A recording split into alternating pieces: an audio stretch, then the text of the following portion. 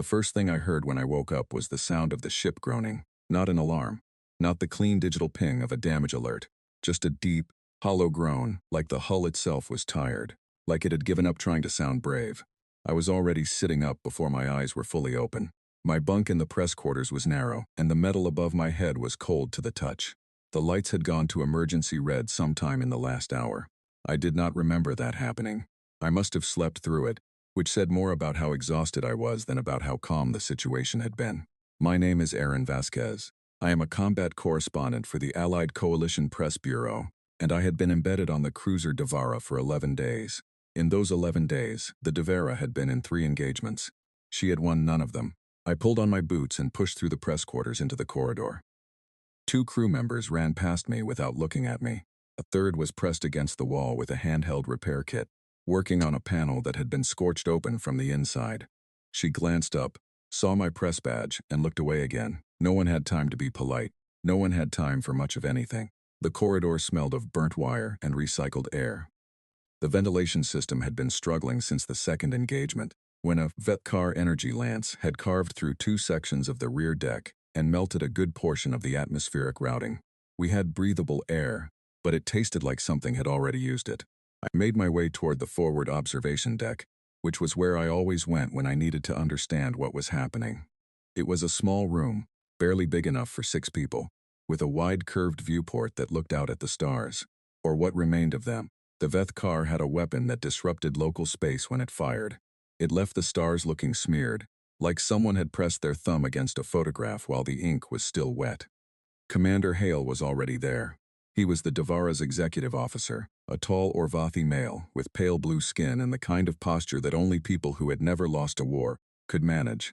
Except that lately his posture had been changing. It had been getting smaller.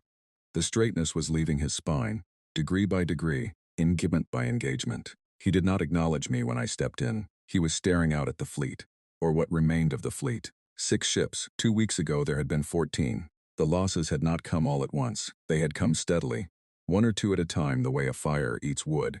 Not with drama, but with patience. I stood beside him and looked out. The Vetkar fleet was positioned at a distance that felt theatrical. They were close enough to see clearly on the viewport, far enough away that they were not yet firing. This was something they did. They had learned through 4,000 years of war that letting an enemy watch and wait was its own kind of weapon. The mind would do the work for them. The mind would fill the silence with conclusions. Their ships were long and dark, built with a kind of angular elegance that made them look like they had been designed by someone who understood both art and violence equally well.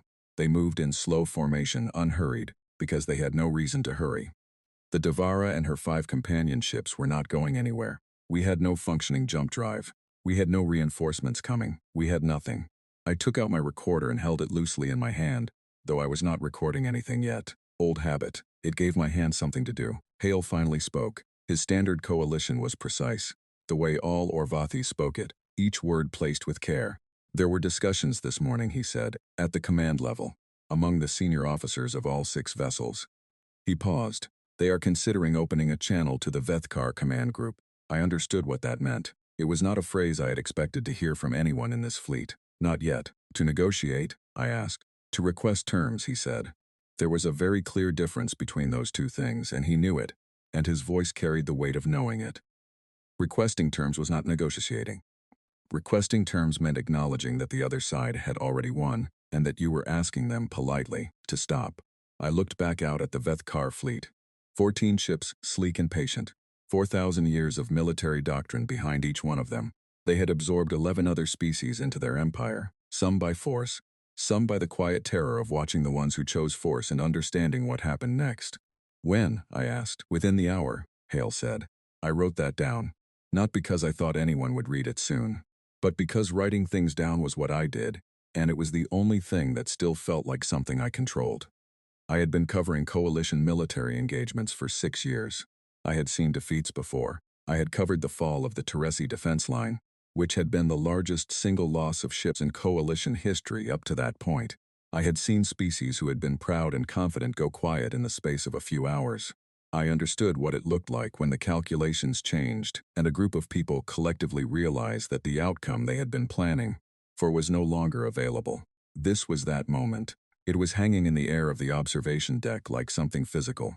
Admiral Vesh made a comment, Hale said, and then stopped himself. I waited, he continued. She said that at least the humans would be spared, most likely, that they had not truly fought, that the Vethkar had no quarrel with a species that had only sent supply ships and observers. He looked at me sideways. You are I said. Does it comfort you? I thought about it honestly. No, I said. He nodded, as if that was the right answer, and looked back at the fleet. I stayed there for a while longer, watching the Vethkar ships drift in their elegant, unhurried formation. The observation deck was cold. The stars were smeared. The hull groaned again somewhere below us, a long, slow sound with no urgency in it, as if the ship was simply stating a fact about its condition. And then the sensor console in the corner of the room made a sound I had never heard it make before. Not an alarm, not a warning, something else. A kind of low, resonant tone that the system used when it detected an object that it could not classify. The console was trying to understand what it was seeing, and had gotten as far as very large and unknown before it gave up and simply asked for a human, or in this case, any intelligent crew member, to come and have a look. Hale crossed the room in 2 steps. I followed.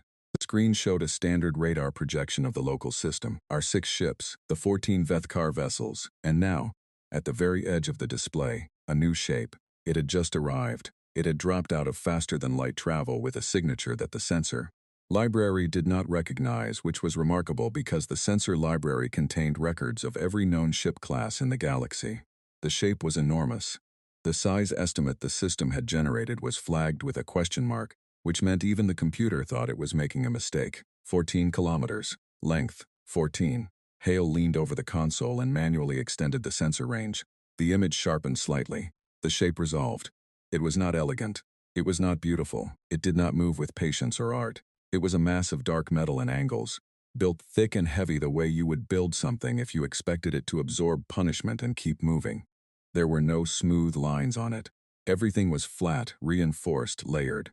It looked like it had been designed by someone who had read every account of every ship ever destroyed and had made deliberate decisions about each one. There was a name on the hull, visible even at this distance because the letters were enormous. I read them once and then again to be sure. United Earthship Thermopylae. Hale read too. He was quiet for a long moment. A human vessel. He's yes, I said, though my voice came out smaller than I intended. I was looking at that name and trying to reconcile it with everything I thought I knew about humanity's place in this war. The supply ships, the observers, the medical transports, the species that had been described, again and again, by every other coalition member as newcomers, latecomers, well-meaning but not yet ready. I was looking at a ship that was nearly the size of a small moon and trying to understand how I had not known it existed. The Vethkar fleet had gone still. That was the first thing I noticed. Their slow, theatrical drifting had stopped. Their formation had tightened slightly, the way a group of people tighten when something they do not immediately understand walks into the room. Hale looked at me. His posture, for the first time in 11 days, had straightened. The sensor console was still making that low, uncertain sound, still trying to classify what it was looking at, still not finding anything in the library that matched. Out in the dark, the Thermopylae moved slowly forward. No hurry, no announcement, just presence, massive and quiet, as if it had all the time in the galaxy and had already decided how this was going to go.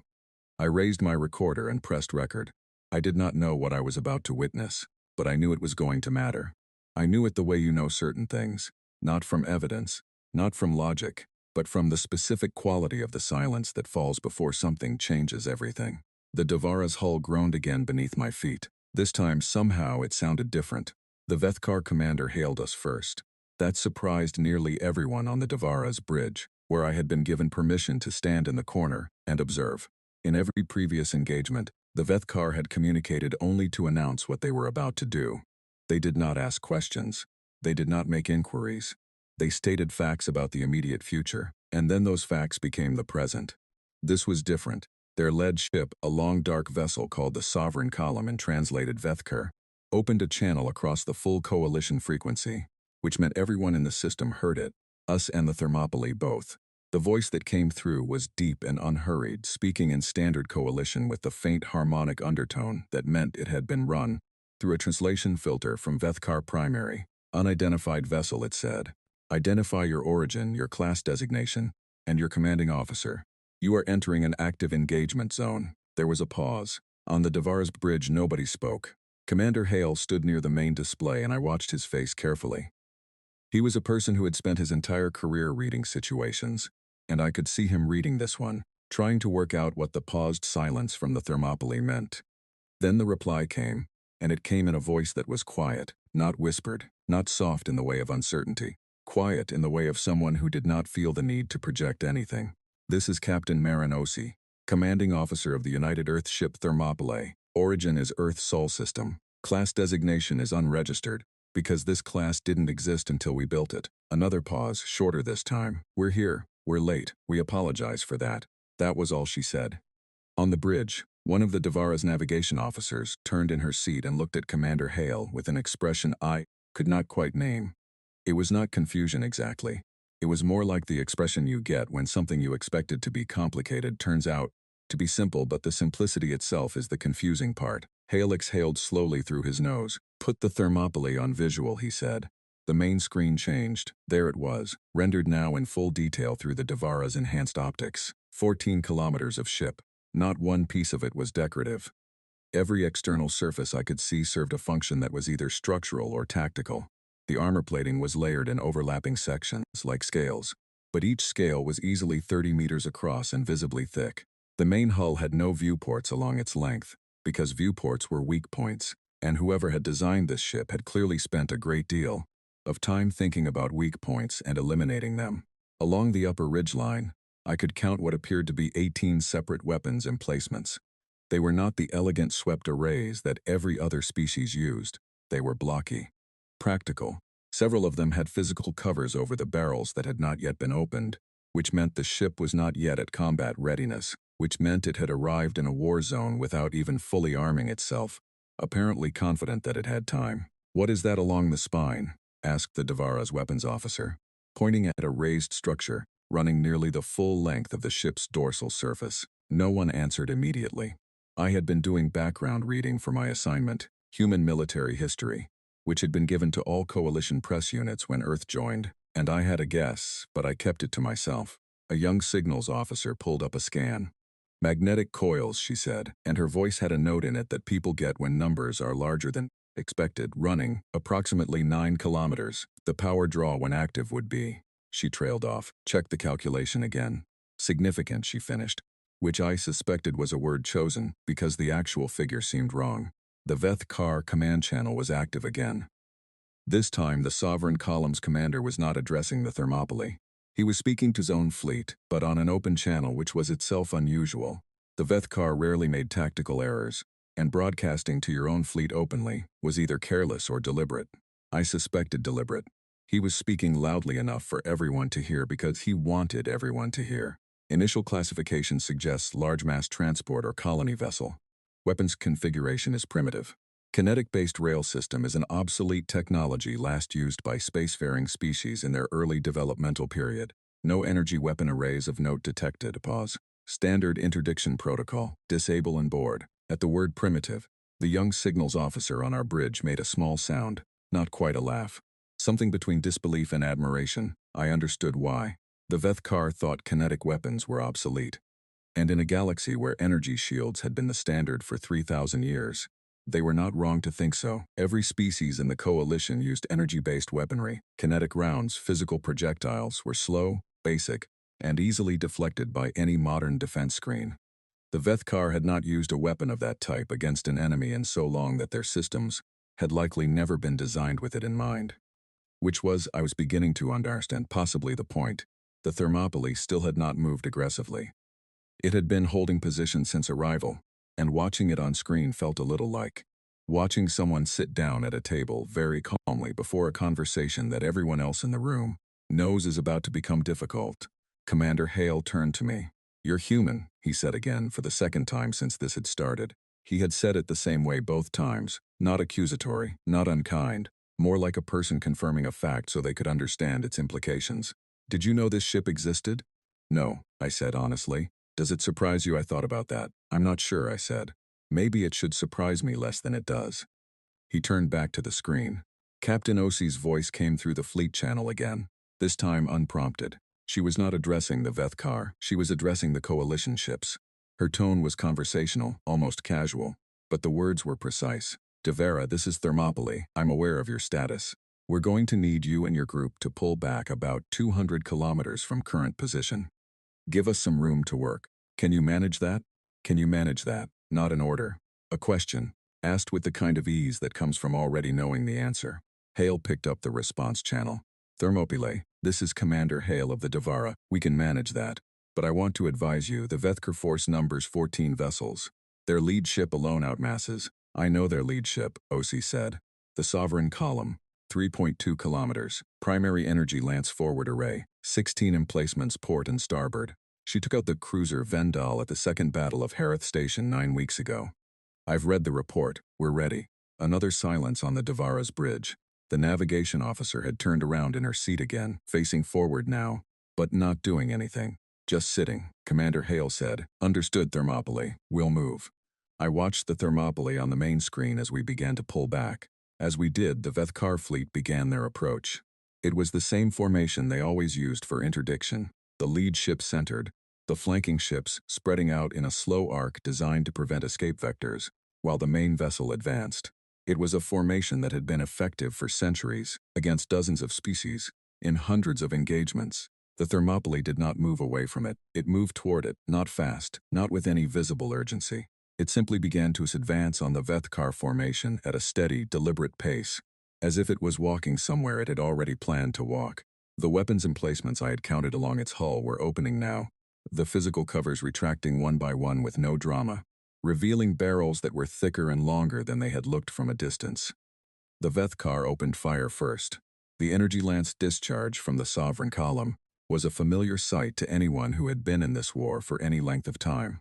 It was a sustained pulse of concentrated plasma, directed and shaped by magnetic fields into something that hit with the force of a small sun. It was the weapon that had ended the Vendal. It was the weapon that had carved through the Devara's rear sections 11 days ago. It was the weapon that represented the cutting edge of Vethkar military technology. It hit the Thermopylae in the forward port section.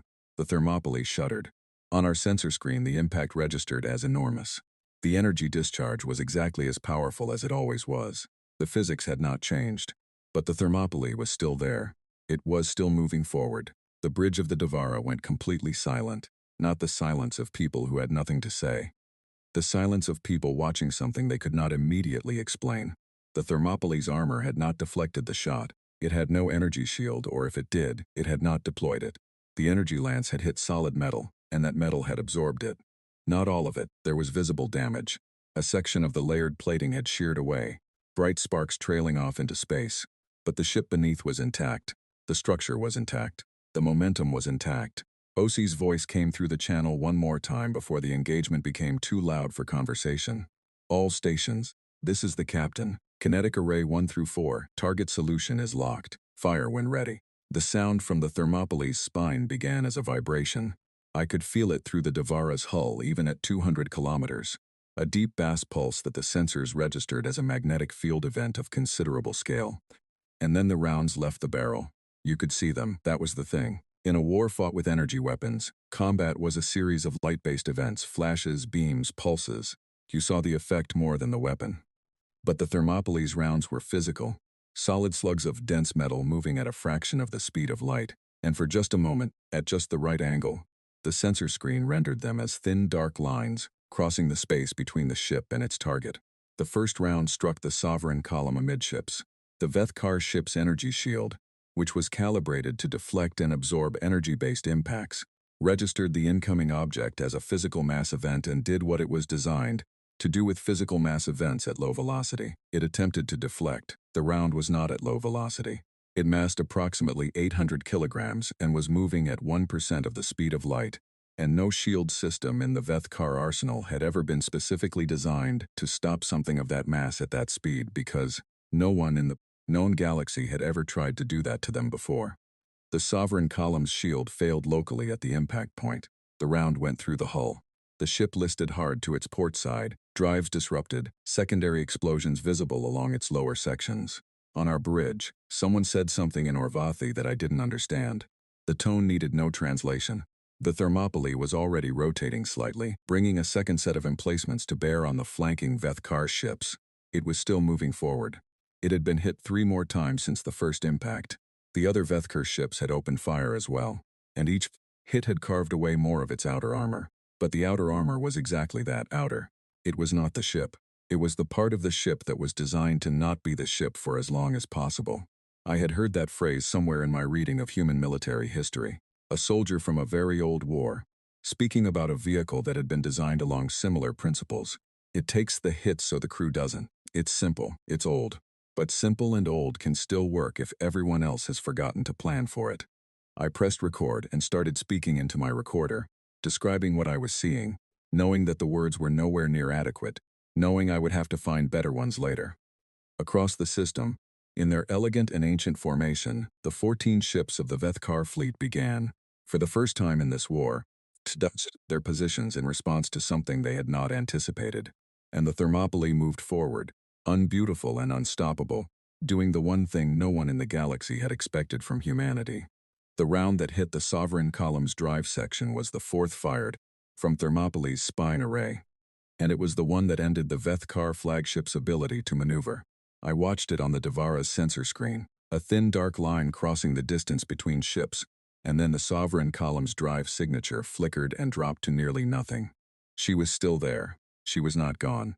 But she was no longer going anywhere under her own power, and in a mobile battle, that meant she was already out of it. Captain Osi had given me permission to come aboard the Thermopylae 2 hours earlier, during the gap between the initial exchange and the second phase of the engagement. A shuttle from the Devara had brought me across. I was standing now on the Thermopylae's bridge observation deck, a narrow elevated walkway behind and above the main crew stations, from which the entire bridge could be seen at once. The bridge was different from every other military bridge I had been on. The coalition ships I had covered all had something in common, a kind of open, airy quality to their command spaces, with large displays and curved surfaces and lighting designed to convey clarity and calm. It reflected the design philosophy of species who had built their military traditions around precision and elegance. The Thermopylae's bridge was lower-ceilinged and tight. Every station was encased in a restraint frame. The displays were smaller, but there were more of them, layered at different angles, each one dedicated to a specific system rather than one large composite view. The crew moved in a way that was efficient almost to the point of looking bored, which I had initially mistaken for boredom, until I started paying attention to what their hands were doing at any given moment. They were not bored. They were focused in a way that had gone so deep it no longer looked like focus from the outside. Captain Marinosi was in the command chair. She was in her late 40s, compact, with close-cropped hair going silver at the temples, and the kind of stillness that some people develop after spending a very long time in rooms where being loud would get people hurt. She held a physical notepad in her left hand, which she occasionally wrote on, though I could not see what. She had not raised her voice once since I arrived. The engagement continued around us. The Vethkar were not retreating. Not yet. They had committed 11 of their 14 ships to active targeting of the Thermopylae, which meant their attention had shifted entirely from the damaged coalition ships. That was the first significant change this ship had made to the shape of the war, and it had happened within 20 minutes of arrival. The Vethkar were no longer interested in finishing what they had started with us. They were entirely occupied with something new. Target 3 is breaking formation, called out a crew member at the sensor station. His name, I had learned from the crew manifest I'd been given when I boarded, was Woenberry Young. Preciso. He spoke in short, declarative sentences and never seemed to need to check whether his information had been heard. I see it, Osi said. She made a note on her pad. That's the corrective pattern. Their second flanking doctrine. She looked up at the main display for a moment, then looked back down. Run sequence 12. Sequence 12 loaded, said the weapons officer, a woman named Diane Holt, without turning around. I had been hearing this pattern for the last 90 minutes. The Vethkar would shift into a formation or deploy a tactic, and Osi would name it, always correctly, as far as I could tell, and then call a sequence number. The sequences were pre-built response plans. I had asked Diane Holt about them during a brief pause earlier, and she had told me that the Thermopylae's tactical library contained 412 response sequences developed over 3 years of analysis before the ship ever left Earth's orbit. 412. For an enemy they had never directly engaged. They've been watching us fight, I said to Osi from the observation deck. I had not meant to speak aloud, but she turned and looked at me without irritation. From day one, she said. Every engagement your coalition had with the Vethkar, we had observers, not just observers, analysis teams, modelers, 12 separate working groups back home, each one tasked with a different aspect of Vethkar doctrine. She paused as a vibration moved through the hull, another impact on the outer armor. She glanced at a readout without visible concern. We came here knowing how they fight, knowing their formation patterns, their response timings, the specific thresholds at which their commanders shift from one doctrine to another. We've known most of this for 8 months. And you waited, I said. We weren't ready yet, she said simply. I wrote that down. The second phase of the battle was different from the first in one important way. The Vethkar stopped firing at maximum power. They had run the numbers, their own tactical systems were intelligent enough to do that quickly, and had determined that sustained maximum power energy discharge was being absorbed faster than it was causing critical damage. So they shifted to a higher rate of fire at medium power, attempting to overwhelm the armor through volume rather than intensity. OC had apparently predicted this. Sequence 12 involved the Thermopylae rotating on its long axis at a slow, steady rate, presenting a continuously changing section of hull to the incoming fire, ensuring that no single section of armor received sustained focus. It looked, from the outside, like a ship slowly rolling for no reason. It was in fact precisely the opposite of no reason. Their reserve formation, said Owen Barry at Sensors. The outer 3 ships are pulling back to outer boundary. Classic deep anchor pattern. OC straightened slightly in her chair, not with alarm, with recognition. There it is, she said quietly, mostly to herself. Then to her XO, a calm man named Philip Cross, who stood to her left. Sequence 14, already loaded, Cross said. We modeled this response 6 months ago. The corrective pattern which had been bothering my mind, suddenly resolved. The Vethkar were pulling their 3 outer ships back to act as a long-range support layer, essentially creating a crossfire box that forced any opposing vessel to take damage from multiple directions simultaneously while preventing any single clean escape vector. It was, by coalition military standards, an advanced maneuver. It was the kind of tactic that had been described to me in a briefing 6 months ago as the thing nobody wanted to see. The Thermopylae fired 3 kinetic rounds in rapid succession, each targeting one of the retreating ships before they could reach their anchor positions. 2 of the 3 were hit. Neither was destroyed, but both had their drives disrupted enough to prevent them from reaching formation distance in time. The crossfire box did not form. The Vethkar fleet hesitated. I had never seen them hesitate. In every engagement I had covered, the Vethkar had moved with the certainty of people who knew what came next because they had written the script. Their hesitation lasted only a few seconds, but it was visible. On the sensor screen it showed as a brief interruption in the smooth geometry of their formation movement, a falter, like a sentence interrupted mid-word. How are you reading them so clearly? I asked OC. How do you know what formation they'll use before they use it? She glanced back at me again. There was something in her expression that I spent a long time afterward trying to name. It was not pride, it was not satisfaction. It was closer to the expression of someone who has carried something heavy for a long time and is being asked about the weight. When we first made contact with coalition species and learned there was a war, she said, Earth sent observers. That was honest. What we told no one was what those observers were actually doing. She set down her notepad on the arm of her command chair.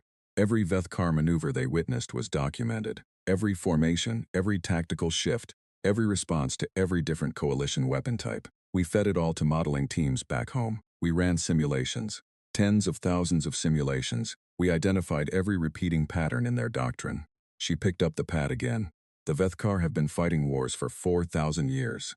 4,000 years of institutional knowledge. That sounds like an advantage. But it also means 4,000 years of habits. And habits are readable. Owen Barry spoke from Sensors. Their fleet is reforming. Single-point convergence pattern. They're going to concentrate on one section of our hull. OC nodded. Sequence 21. Then she said to me, almost as an aside, this is the part where they try everything they have left at once. It'll feel worse than what came before. The ship will hold. How do you know? I asked. She looked at the main display. Because we tested it, she said. Not in simulation. Physically. We built 3 hull sections to spec, set them on the surface of the moon, and spent 4 months shooting every weapon class in the Vethkar arsenal at them until they failed. Then we added 40% more armor than the point of failure required. She paused. And then we added 20% more after that. The convergent strike hit the Thermopylae in a way that was genuinely difficult to watch. 9 ships firing simultaneously, all targeting the same forward section. The armor came off in large pieces. They could be seen tumbling away on the external cameras. Sections of layered metal the size of small buildings spinning slowly into space. The ship groaned, a sound I felt in my feet rather than heard. Several stations on the bridge flickered. One went dark entirely and a crew member immediately moved to a backup console without being told. Osi gripped her chair arm. She was the only one on the bridge who visibly braced. Afterward I understood that she did it not from fear but as a physical anchor to keep herself from being thrown. And also, I think, to show her crew that she felt it with them. Damage report, Cross said.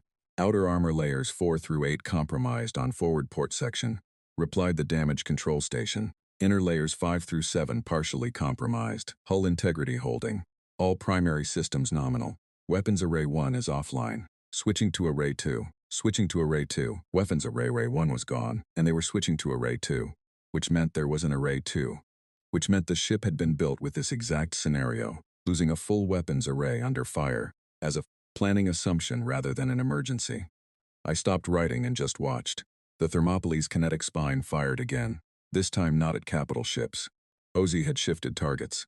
The rounds went at the drive systems of the 2 largest flanking vessels, precise shots that required the spine to retarget from the previous firing solution in a matter of seconds, which it did, and both shots found their marks. The flanking vessels went dark on drives. They were not destroyed. They were stopped. They're splitting? Owen Barry said. Formation break. Count 6 vessels on divergent courses.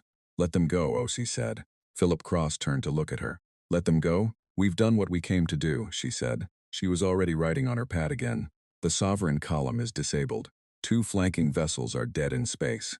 The remaining 11 ships are no longer in a coherent battle formation, and their commanders don't have a response doctrine for this engagement type, because this engagement type didn't exist before today. She looked up. If we chase them, we risk overextension and we inflict damage that makes a political settlement harder later. We hold here. She glanced back at me briefly. Write that down. The decision to stop is always the hardest one. I wrote it down. On the sensor screen, the Vethkar fleet was dispersing, not in panic but in the organized, deliberate way of a force that has recognized a situation has changed and is reassessing. The Sovereign column sat motionless where the last kinetic round had left her. Her drive signature gone, her energy weapon arrays still active, but apparently choosing not to fire. The battle was over. It had lasted 104 minutes. I had covered wars for 6 years, and I had never seen an engagement end like this. Not with a dramatic final moment, not with a decisive last strike, but with a kind of mutual recognition that the shape of the situation had changed, and that continuing was no longer the rational choice for either party. The Vethkar were making that calculation right now, across 11 ships, and the answer they were arriving at was a retreat that was not quite a retreat. The Devara's channel opened. Commander Hale's voice came through, steady and careful. Thermopylae, we are reading Vethkar dispersal. Confirm engagement status. Engagement is concluded for now, Osi said. We'll hold our current position. Recommend your group begin structural repairs while the window is open. She paused. Nice to meet you all. Sorry again for being late. There was a silence on the channel that I found very hard to describe. Then Hale said quietly, we are glad you came. I sat down on the step of the observation walkway and held my recorder and did not say anything for a while. The bridge crew around me were running post-engagement checks with the same focused efficiency they had shown throughout, and nobody was celebrating, which I found striking. In every other military context I had been in, the end of a successful engagement came with some release, a sound, a gesture, something. Here there was just the continuation of work. Osi turned and looked up at me from her chair. She had gone back to her notepad. You have questions, she said. I have about 40, I said. She almost smiled. We have time, she said. Start with the one that's bothering you most. I thought about all of them. The armor, the kinetic rail, the 412 sequences, the 3 years of analysis before the ship ever left Earth's orbit. I thought about what I had said to Hale that morning, that my being human did not comfort me, even if the Vethkar had no quarrel with my species. I thought about what it meant that this ship existed, and that I had not known it existed, and that nobody outside of Earth had apparently known it existed either. The question that had been sitting at the bottom of everything, patient and uncomfortable, finally came to the surface. What happens after? I asked. When this war ends? When the Vethkar are at the table and there are terms and the coalition has its peace? What does the rest of the galaxy think about this? I gestured around the bridge. About this ship. About what it can do. About what comes next. Osi did not answer immediately. She looked at her notepad for a moment, then set it face down on the arm of her chair. "That," she said, "is the part that keeps me awake at night." She turned back to the main display, and I sat in the silence of that answer for a long time, while somewhere outside, in the dark and quiet of the system, the Vethkar fleet scattered and the stars slowly stopped looking smeared. The week after the engagement at Devara system was one of the strangest of my life, and I had lived through some genuinely strange weeks. The Thermopylae held position in the system while the damaged coalition ships began repair operations, and Captain Osi had told me without ceremony that I was welcome to remain aboard for as long as I needed. I suspected she had made that offer, partly because she wanted a human journalist, particular to understand what had happened, and partly because she was, beneath the controlled exterior, a person who liked to talk about her work to someone who was actually listening. I was listening. The days had a rhythm on the Thermopylae that was different from any military vessel I had been on before. Coalition ships, the Orvathi ones in particular, operated on a schedule that built in formal periods of rest and reflection, quiet times where the pace of work intentionally slowed. The humans did not do this. The Thermopylae's crew worked in focused rotations, and when they were not on rotation, they ate or slept or trained. They trained constantly, not because something was happening, but because not training when nothing was happening felt, to them, like waste. I spent most of my time on the bridge observation deck, or in the small conference room off the bridge where Osi held her daily briefings. She had given me clearance to observe those briefings, with the understanding that several categories of information were off the record. I agreed, which was the only reasonable thing to agree to, and she took me at my word without asking for written confirmation, which I found interesting about her. On the fifth day, 2 more Earthships arrived at the edge of the system. They were smaller than the Thermopylae, about 4 kilometers each, which in any other context would have been large and was here simply smaller. Their designations were the UES Covington and the UES Ardmore, and they came without announcement or ceremony, dropping out of faster-than-light travel the way the Thermopylae had. No hailing, no request for permission, simply appearing and then being there. The Covington's captain opened a channel to Osi almost immediately. His name was Leon Harte, and his voice had the same quality as Osi's, that particular evenness that apparently came standard with human warship. "Command," he said. "Leon," she said, "you're 3 days late. Drive calibration issue on the Ardmore. We stopped to fix it rather than arrive with one of our escorts limping." "Fair," she said. That was the extent of the reunion. I spoke to Philip Cross, the executive officer, about the arrival. He was the most approachable of the senior crew, in the sense that he would answer questions without first considering whether the question was worth answering. He had a kind of patient directness that I came to appreciate. He told me that the Covington and Ardmore were part of a group of 6 human warships that had been in preparation for deployment. The others were behind schedule. "There are more coming?" I asked. "There are always more coming," he said. "That's not a threat to anyone. That's just how we plan. We build until the threat is removed, and then we stop." "How does anyone know when the threat is removed?" I asked. He thought about that seriously. "When the other side agrees it's removed," he said. "Or when they can no longer to disagree." I sent my first dispatches out from the Thermopylae that week. I was careful with them, because I was still not entirely sure what I was describing or what it meant, and journalism, real journalism, the kind that does not simply repeat information, but attempts to make sense of it, required me to have more understanding than I currently had. I sent pieces about the engagement itself, about the tactics, about the ship and its design. I held back the larger questions because I had not found answers for them yet, and because the larger questions required me to sit with Ose for longer, which I was doing. On the 7th evening after the battle, I sat across from her in the conference room with a cold cup of something the Thermopylae's crew called coffee but which tasted, to my palate, like someone had described coffee to a machine and the machine had done its best. I asked her to explain to me how the ship had come to exist. She was quiet for a moment, choosing the entry point. Then she started talking, and once she started, she talked for nearly 2 hours. She told me that when Earth first made contact with the Coalition and learned about the Vethkar conflict, the initial governmental response had been cautious. Earth had wars of its own. Human politics were complicated. There were factions within the Earth government who wanted no part of an alien war. Factions who wanted to support the Coalition minimally and keep options open, and factions who saw the Vethkar as an existential-level concern for every species in the region and wanted to act immediately. The supply ships and observers were the compromise position, A way to commit to the coalition without triggering anything irreversible. But separately, almost immediately, a different process had begun. A project authorized at the highest level, kept separate from the diplomatic track, funded through channels that required very few public signatures. A question had been asked at a senior military planning meeting. If we were going to fight the Vethkar eventually, what would we need? The answer to that question became the Thermopylae. The early design sessions were brutal, OC said. Every assumption got challenged. We had engineers who wanted to build the most advanced energy weapons system we could make, because that's what the coalition was doing, and it wasn't working. We had to fight very hard to get people to think differently, to go back to first principles. She held her cup but did not drink from it. One of the lead designers, a woman named Cara Lynch, she's not in the military. She's a structural engineer from Aberdeen. She put up a quote at the beginning of every design meeting for the first 2 years. It was from a military historian, about why armored vehicles from a very old Earth war were more effective than their contemporaries expected them to be. The quote was, "They worked because everyone else had forgotten to plan for them." She let that sit for a moment. "The Veth-Kar have very sophisticated energy defense systems," she continued. "Very sophisticated. 4,000 years of development. But kinetic defense, actual physical mass at high velocity, is a problem that they haven't needed to solve for centuries, because no one has tried it at scale. Their point defense is calibrated for debris and slow-moving objects. Their shields are tuned for energy absorption.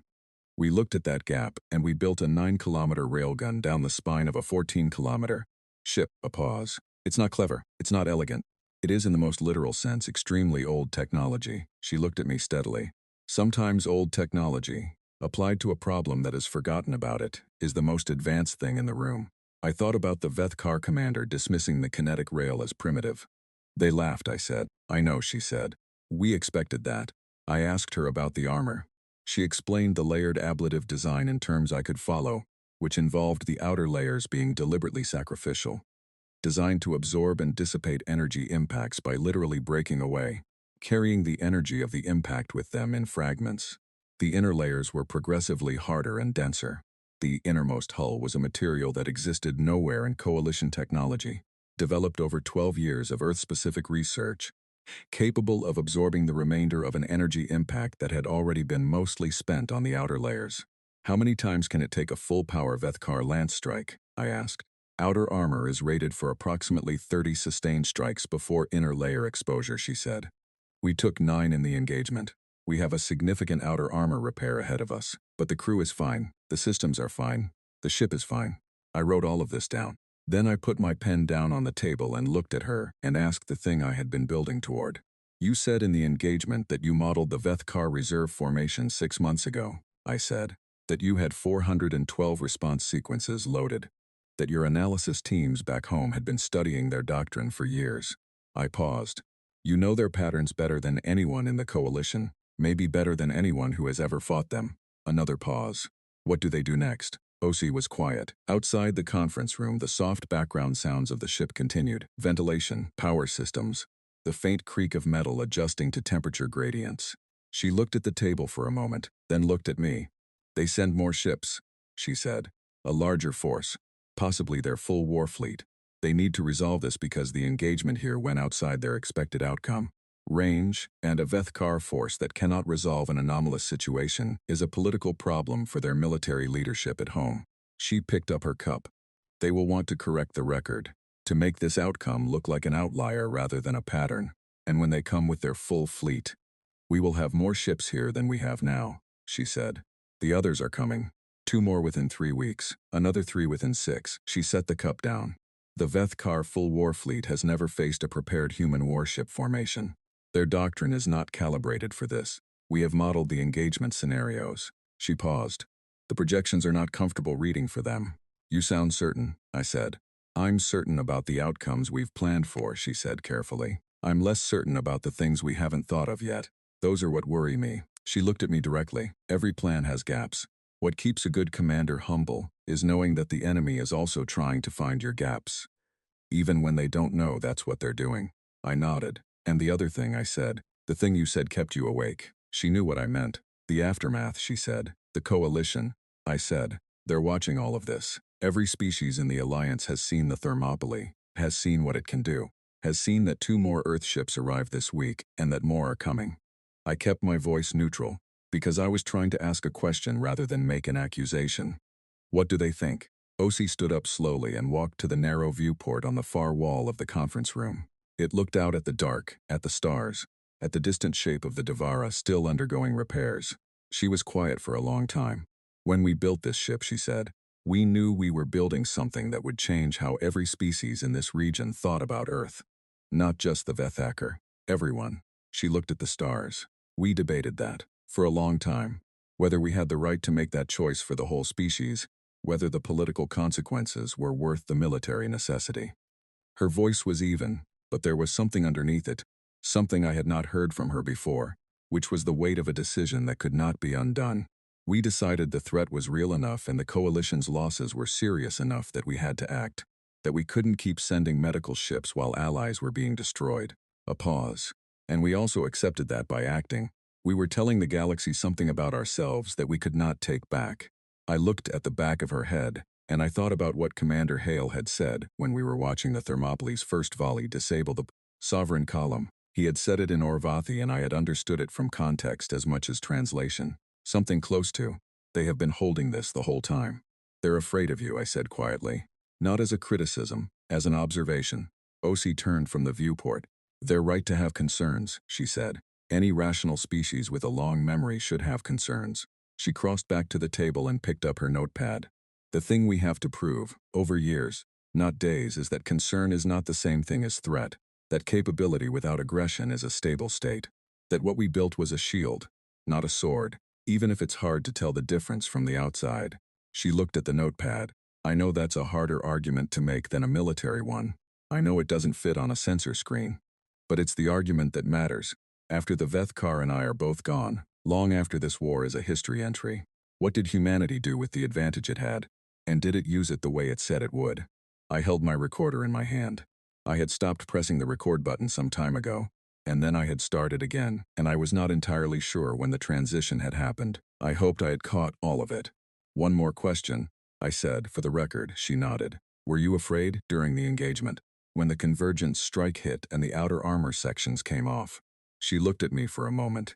Then she said what she had said once before, in passing, in a sentence I had caught and not forgotten. We were terrified. That's not the same as being stopped by it. She sat down, opened her notepad, and went back to work. I sat across from her for a while longer, not asking anything, just being present in the room where she was, watching a person who carried the weight of what humans were capable of and had decided, quietly and without drama, that the answer to that weight was responsibility. Outside, in the cold of the system, the Covington and Ardmore moved slowly into formation beside the Thermopylae. They were not the last to come. 6 weeks later, I was back on Earth. The ceasefire had been signed 11 days after the larger Vethkar force arrived in the system and found, as Osi had said they would find, a prepared human warship formation and an outcome that did not fall within their expected range. The terms had been negotiated in a room on a neutral station that I was not inside but reported on from the corridor. I knew which voices were speaking from the sound through the walls. The Vethkar delegation spoke in their precise harmonic standard coalition. The coalition species spoke with the relief of people who had not expected to be at this table at all. The human voice was Osi's. She spoke last, and she spoke briefly, and the terms that were agreed upon were the ones she had outlined. Not punishing terms, not designed to humiliate, designed to establish a boundary and a process, with monitoring provisions and defined consequences, the kind of terms that ended wars for long enough that something better could be built. The Vethkar signed. I filed my dispatches from the station and took a transport home, and when I landed in Edinburgh at a small civilian port that had been hastily upgraded to handle increased interstellar traffic, I stood in the arrivals hall for a long time before going outside. The hall was busy with ordinary people, families meeting travelers, workers moving through on their way somewhere else, a child who had apparently just discovered the rotating luggage display and was watching it with total commitment, as though it was the most interesting thing that had ever happened. I stood and watched them for a while. I had spent weeks on a ship that had changed a war, and in the process, changed what the galaxy knew about Earth. I had sat across from a woman who had been carrying the specific weight of human capability and human responsibility in equal and opposite hands, trying to keep them balanced. I had watched a battle that should not have been winnable become something else. Not through magic or surprise technology, but through the older and stranger magic of preparation, memory, and the willingness to learn from every mistake you had ever made. And now there was a child watching luggage go around in a circle, completely absorbed, because it was new and it was moving and it was just interesting enough. Both things were true at once. Both things were Earth. I went outside. The city was doing what cities do, moving, arguing, building, eating, talking too loudly in open spaces. The sky was the particular grey of a Scottish June, and it was lightly raining in the way that Edinburgh had apparently decided was its permanent identity. A man on the corner was having a strong opinion at his phone. Two women were laughing about something at a cafe table under a small shelter. A delivery vehicle passed with a quiet hum. I sat on a bench near the port entrance and opened my recorder and played back pieces of what Osi had said over the last 6 weeks. Her voice was the same in the recording as it was in person, that specific quietness, that particular calibration of words. They worked because everyone else had forgotten to plan for them. We were terrified. That's not the same as being stopped by it. What did humanity do with the advantage it had? I had been working on my final piece for the Coalition Press Bureau since the ceasefire. My editor, a careful and experienced woman named Irene Saul, who had been editing military journalism for 30 years and had the patience of someone who had read enough bad drafts to appreciate a good one, had sent me 3 gentle notes asking when I expected to file. I had replied each time with an approximation that turned out not to be accurate. The problem was the title. Every piece I wrote, I started with the title. Not as a headline, titles change, editors change them, that was fine, but as a frame, a commitment to what I was actually trying to say. And I had known since the Devara's Bridge, since the moment I watched Commander Hale's posture change when the Thermopylae appeared on the censor's screen, what this piece was actually about. But knowing what something is about and being ready to write it are different things. I had needed the 6 weeks. I had needed to come home. I had needed to sit on this bench in this rain and watch ordinary life proceed without any awareness of what had happened 6 weeks ago in a damaged star system where a 14-kilometer ship had shown up and changed the calculation. I opened a new file on my recorder and typed the title. We were afraid of the wrong enemy. Then I started writing. The piece took me 4 days. Not the most I had ever spent on a piece, but the most I had ever spent on one that I was certain about. It covered the battle, the ship, the captain, the tactics, the history lesson about kinetic weaponry that the Veth Kar had apparently not expected to receive. It covered the ceasefire and the terms.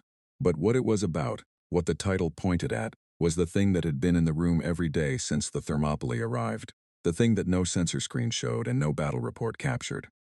The Coalition had spent 3 years afraid of the Veth Kar. Correctly afraid. In many ways, the Veth Kar were powerful, and their doctrine was sophisticated, and their losses had been severe.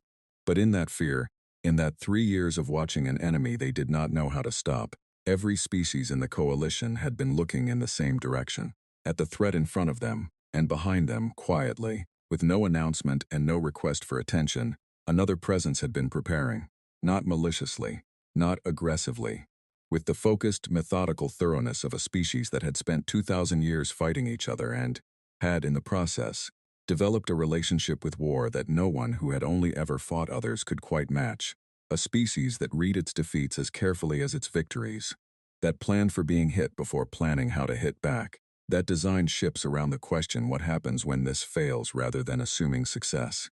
The galaxy had been afraid of the Veth Kar, but the thing that the Veth Kar should perhaps have been afraid of, the thing that any species with clear eyes should have considered carefully, was a species that had been at war, in one form or another, with itself for most of its recorded history, and had survived it, and had learned from every single iteration of it, and had carried every lesson forward into the stars. I wrote that, and more, and I sent it to Irene Saul on the evening of the 4th day. She called me 3 hours later. The title, she said. Yes, I said. It's going to provoke people, she said. It's truce, I said. A pause. It's going to make the Coalition nervous. It's going to imply that humans are. The title means exactly what it says, I said. The Coalition was afraid of the wrong enemy. That's not saying humanity is an enemy. It's saying that the attention was misdirected, that everyone was so focused on the threat they knew that they didn't notice the asset they had sitting right there. Another pause. Longer. I waited.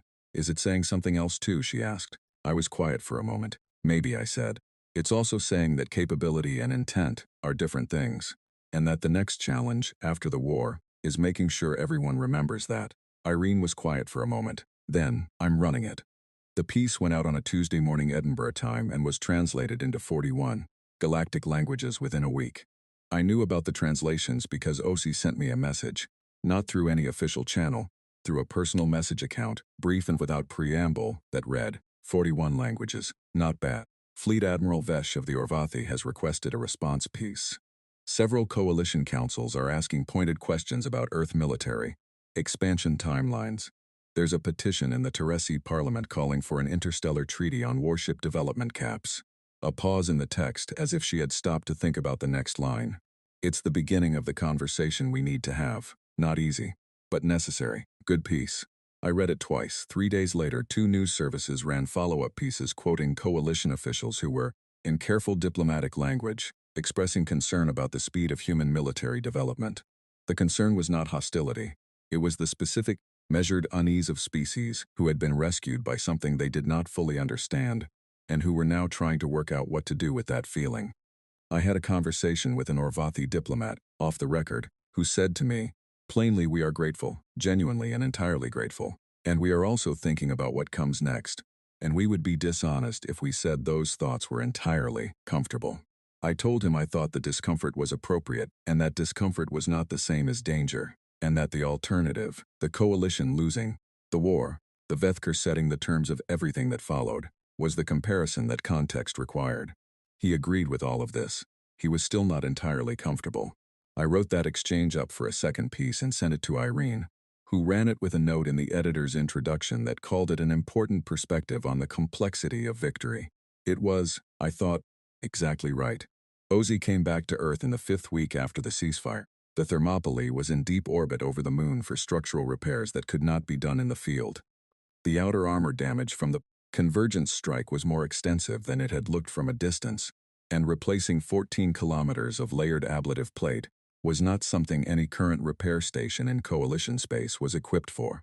Earth's own facilities were being expanded to handle it, which said something about the speed at which things were changing. I met her in a small building near the Earth Military Coordination Center in an area of Edinburgh that was quiet and unremarkable. She was in civilian clothes, which I had not seen before, and she looked less like a captain and more like a person, which was not a reduction but a different kind of presence. She had a cup of actual coffee, real coffee, from Earth, and she was drinking it slowly, the way you drink something you have wanted for a long time.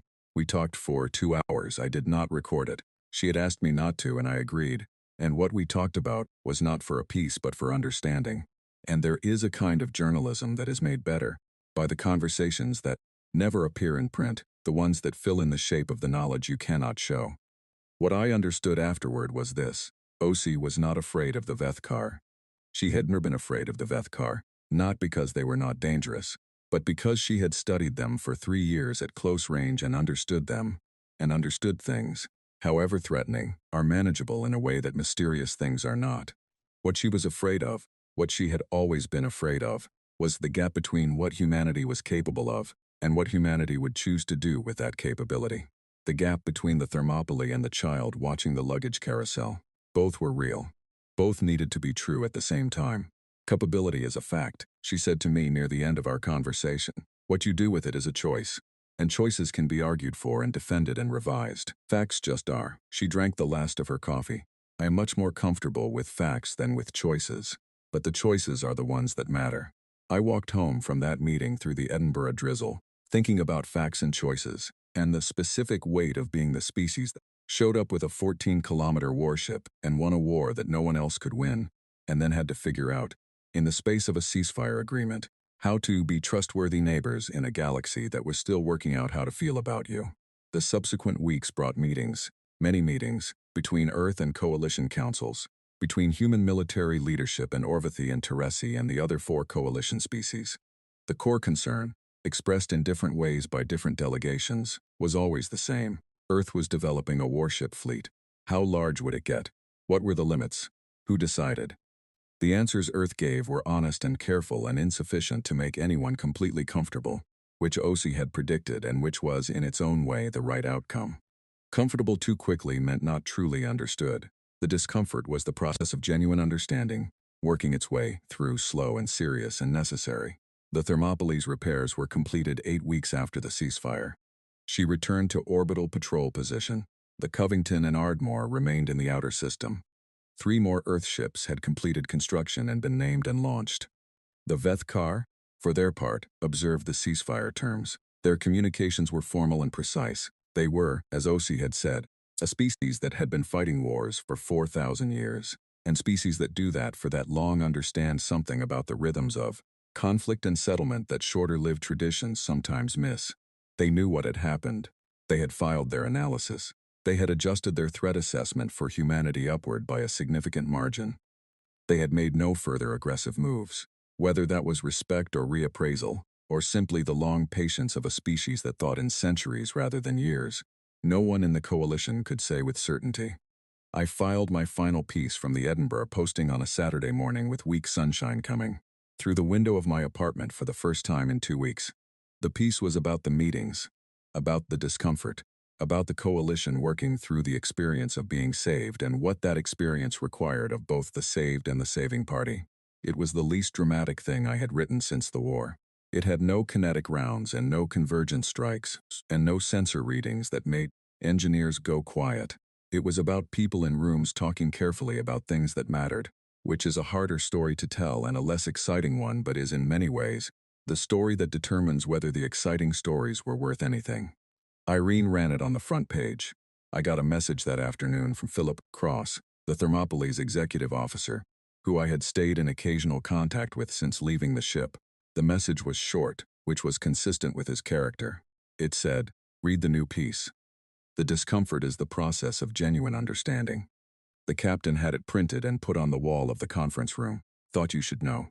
I sat with that for a while, my cold coffee beside me and the weak sunshine moving across the floor, thinking about a conference room on a 14-kilometer ship where a printed sentence was now on the wall, and about the weight of the choices that room had seen, and about all the choices still ahead. The war was over, the conversation had begun. That was, I had come to understand the harder and more important thing, and the one that would take longer, and the one that would matter where most history was written. And every species in this corner of the galaxy looked back at the moment a human warship arrived and asked themselves what it had meant and what had followed from it. I picked up my recorder. I started writing.